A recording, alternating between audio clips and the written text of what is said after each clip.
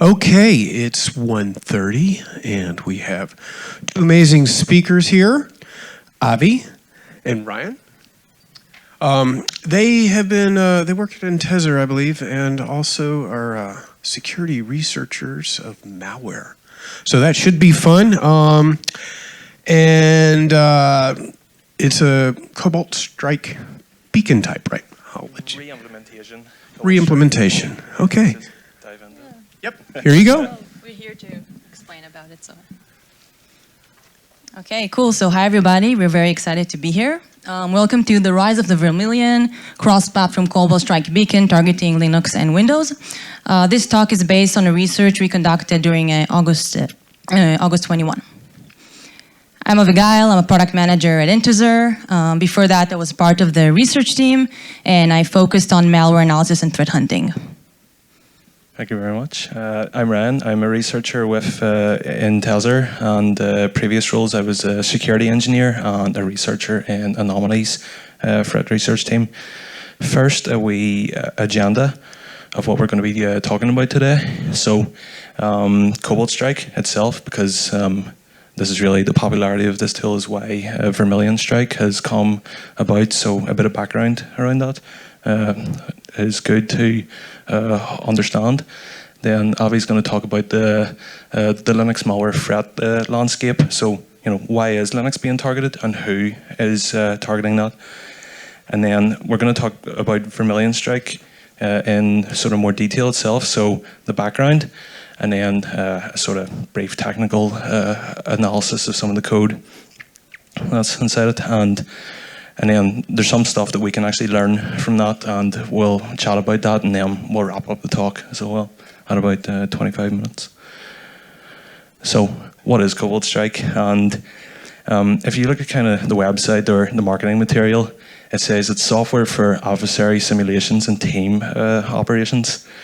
If that doesn't really clear it up for you, the way I'd phrase it is that it's a malware framework, and it doesn't include just like the actual malware payload itself, but the command and control infrastructure around it comes with it, and clients to sort of generate payloads, and also it's basically the full capabilities you would need in simulating adversary stuff.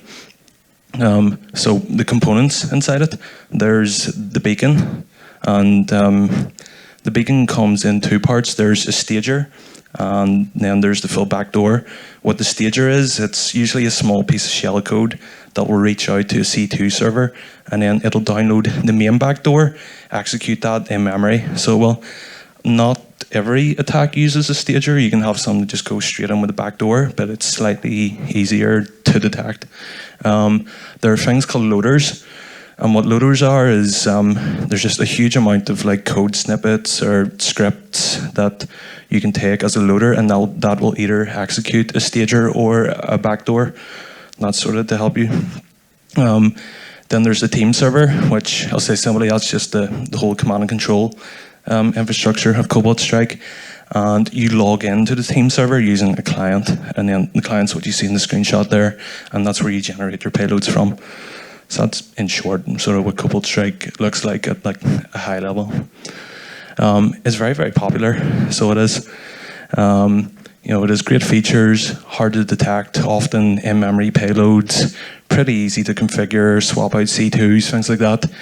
Plethora of payloads, and say, basically whatever target you're trying to go for, you can get quite a lot of payloads to handle each specific case. Command and control is handled, everything's encrypted and all, you don't really need to implement that yourself. And I say hard to attribute, and more so the reason for that is that there are now so many people using Cobalt Strike that it creates a bit of a Spartacus effect, where you can't really tell out of the noise who exactly this is. So who are the intended users of Cobalt Strike? The real intended users are red teams, and red teams will get a licensed version from the maintainers, and they'll use that to simulate attacks in their company, and then what they learn from those attacks, they can patch those vulnerabilities. But unfortunately, we also have what is adversaries that use Cobalt Strike as well, and what they will get is not a licensed version usually, but a cracked version that they'll get online and then use them in cyber operations. Where do they get it from?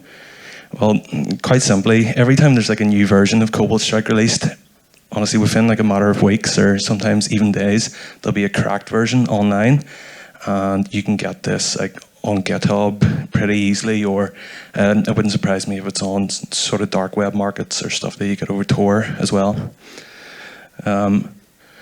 So it's been in the news a lot, and honestly, you don't really need to go far. You can just do a sort of Google search, and you'll see many things like this. It's been used by script kiddies up to nation-state-sponsored threat actors, you know, and you get news stories like that, like European diplomats being targeted with it and all. It's really, I could have replaced these with like 100 different news stories. It's all over the place, really.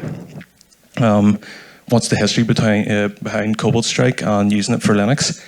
Officially, there is none. So the maintainers of Cobalt Strike, Help Systems, released a blog a couple of years back basically saying, like, this is a Windows-only payload. But it really doesn't stop a few smart sort of programmers, you know, creating a Linux-based payload for that. So notable examples, there's one called Geekin, and it uses Golang to implement Beacon, and you can have ELF payloads with that. There's another one called Cross C2 Framework. And then, like, really funny was there was someone on Twitter had managed to run the Windows version of Beacon in Linux using a Wine emulator. So I did. So I think it kind of half works there. So on to Avi for market share. Thanks. Okay, cool. So now that we have some background about Cobalt Strike, let's talk about the Linux malware threat landscape, and this will help us to connect all the dots together. So the Linux market share in the desktop world is really, really low. It's approximately 2%. However, the situation is quite the opposite when speaking about cloud servers, where Linux is the predominant operation system, which makes sense because of the nature of it. However, this really affects the Linux malware threat landscape because we see many coin miners and botnets, okay? Which again makes sense because they are designed to take advantage of computing powers. And the attackers behind of these malware, they just want to spread to as many victims as possible, okay? So these malware usually are not targeted. Now, we also see ransomware, which are usually targeted and delivered to file hosting servers, such as QNAP and ransom and VMware ESXi servers, which can refer to ransom EXX, which was quite popular like a few months ago.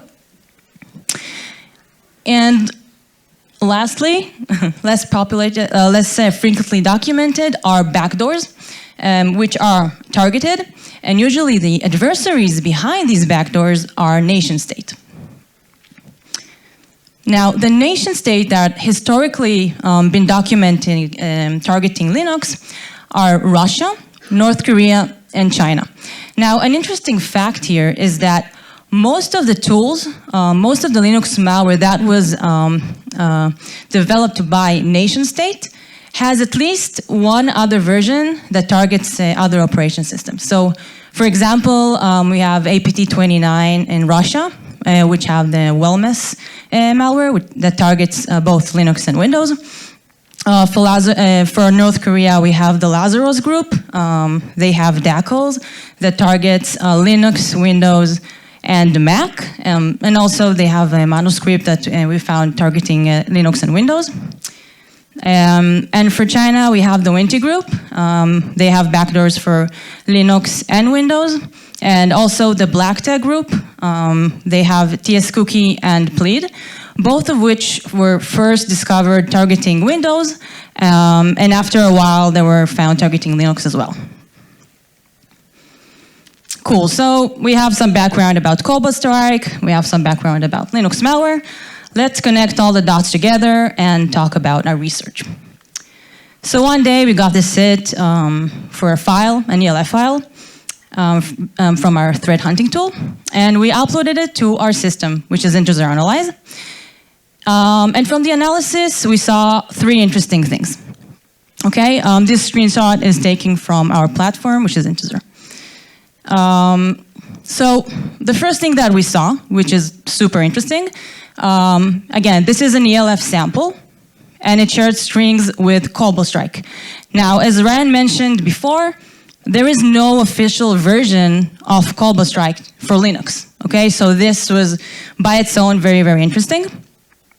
Second of all, the file shared like about 94% of previously unseen code. Okay, so the code that we see here that is marked as Vermilion, the screenshot was taken after we marked the code. Okay, I'll just explain a bit about Integer. So Integer has a really, really big database containing trusted and malicious code. Now, every file that is uploaded to our system is divided into chunks of code and compared against our database. So the fact that the file had a very, very large percentage of previously unseen code is a huge indicator that this file might be written from scratch. And lastly, we saw network-related capabilities, such as resolve DNS, socket stuff, and so on, which was, again, really interesting, all those things together. So in VirusTotal, it had 0 detections, which is not really a decision differentiator when speaking of Linux malware, and we'll talk about that later. However, the name of the binary was a bit odd. X11 JTK. Now, X11 is graphical environment for Unix, and JTK widget libraries. Now, it makes sense, X11 JTK, they come together. However, when searching for the exact binary name in Google and in VirusTotal, we got no results. Another interesting thing that this file got triggered by our rules written by Florian Roths, detecting Cobalt Strike, which kind of aligns with the string reuse that we've seen in Integer platform. So all of this together made us really, really happy as researchers because we know that we have something really interesting in our hands, and we started to dive deeper technically. Okay, so to sort of dive deeper into the file, let's just jump straight in. They give a macro sort of high-level view. When Vermilion is executed, it will demonize itself in the background. It'll then decode its configuration, import RSA key that it later uses for encryption. It'll fingerprint the machine, and then it'll start the C2 loop, which is largely what Cobalt Strike does, since just a re-implementation of that. So for the configuration, simple Zor cipher, hex 69, which is quite a common value used, might be the default for one of the versions of Cobalt Strike. And what's quite interesting is, since it's the exact same configuration, as you saw, like the arrow rules hitting off and all, you can use Cobalt Strike configuration parsers and it'll handle it completely fine, even though it's sitting inside of a ELF file. And you can still see is that the Windows artifacts still exist in the Linux version. So as we were talking about before, once you start seeing stuff that's for Windows but inside an ELF file, you know, if you're really looking for a red flag for what is a suspicious file, that's probably quite a good one. And I'll highlight just in the top there, that is the C2. Or sorry, there are multiple C2s configured for the file. So when it fingerprints the machine, very simply collect stuff like the process ID, kernel version, network, and the user, paste that all together in a big string, and then encrypt that, and then have that staged ready for being sent off to the C2.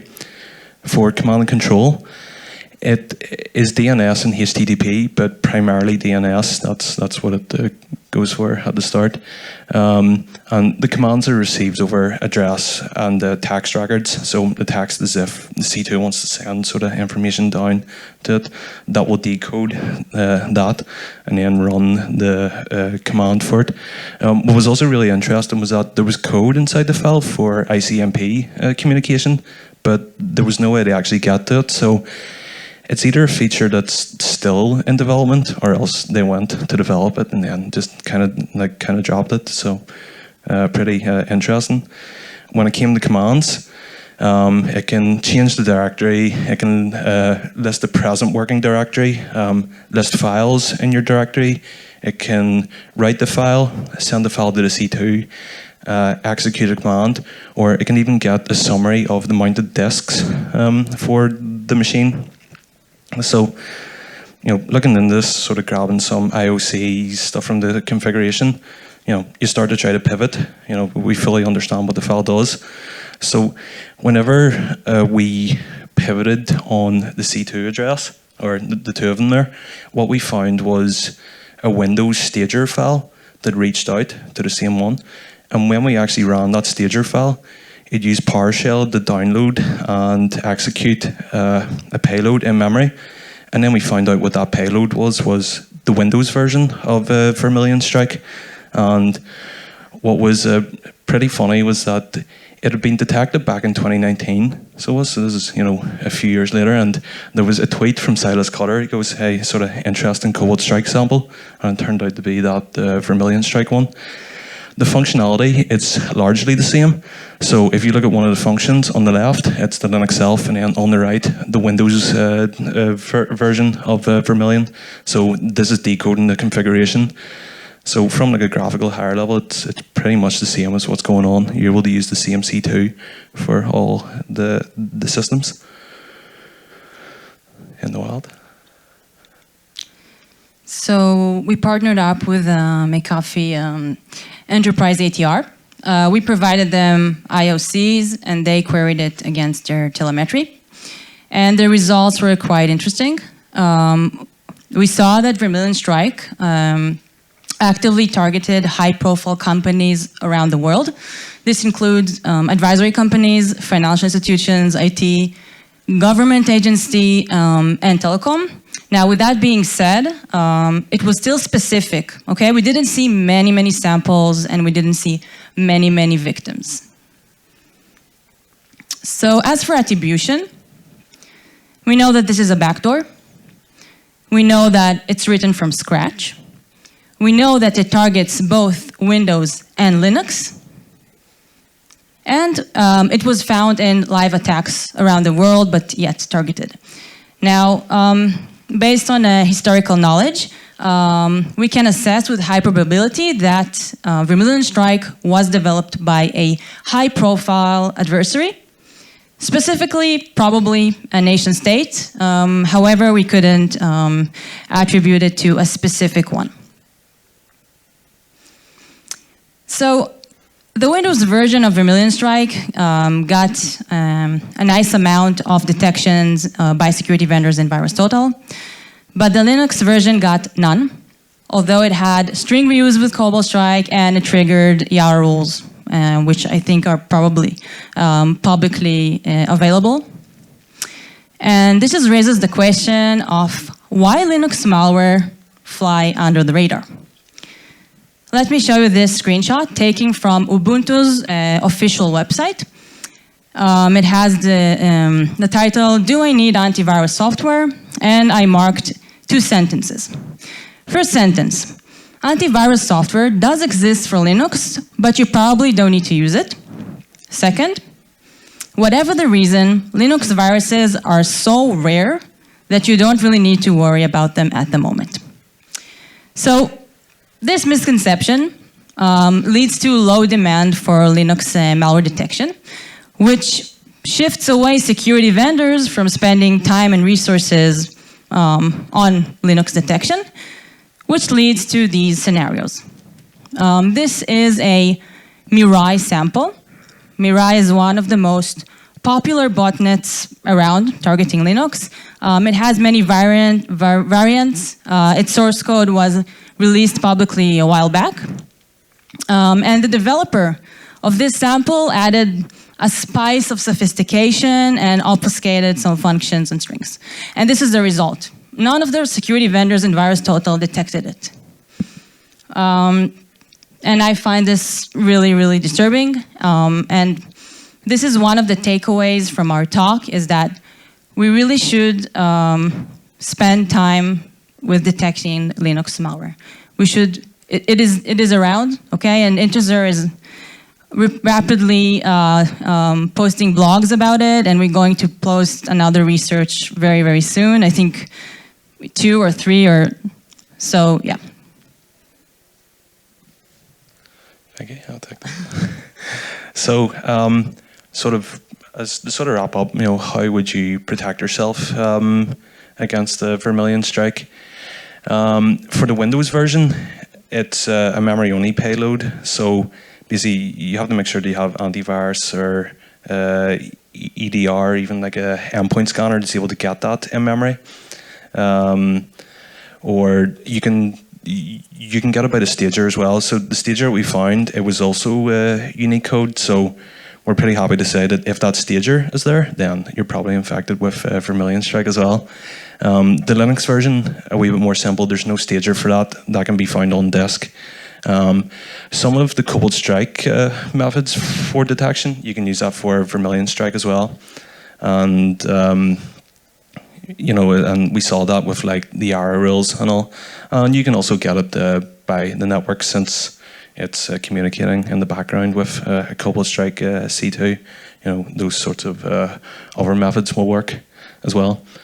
For protections for the future, really, it's so for Cobalt Strike itself, it will probably remain quite a big threat.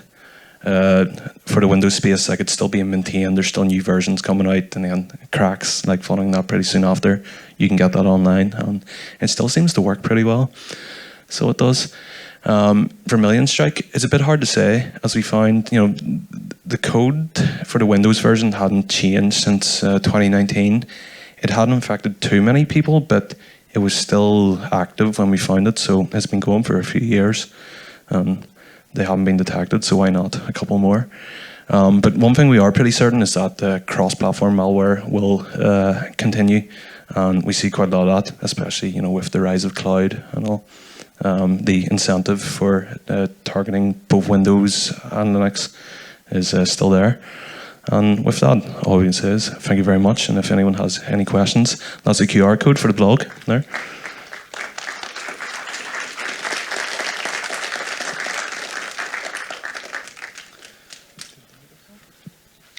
Okay, thank you, Avi and Ryan. We got a few minutes for questions. Questions, anybody? Anyone? Okay, well, I have a question, I guess, real quick. So, ClamAV, could that detect it? It's on Linux? Yeah, I don't see why not. I think and Okay. we need to test it. I don't know. Yeah, put a signature for ClamAV on that. I maybe. mean, from moving forward, yeah, of course. Okay, cool. Yeah, I love Linux. Backwards and forwards. So they would see that on servers, right? Yeah. AWS probably. Okay, so anybody questions beyond me? All right. Well, thank you very much for your time, and I really do appreciate you sharing your knowledge. So let's give it a round of applause for these folks. Awesome. Thank you.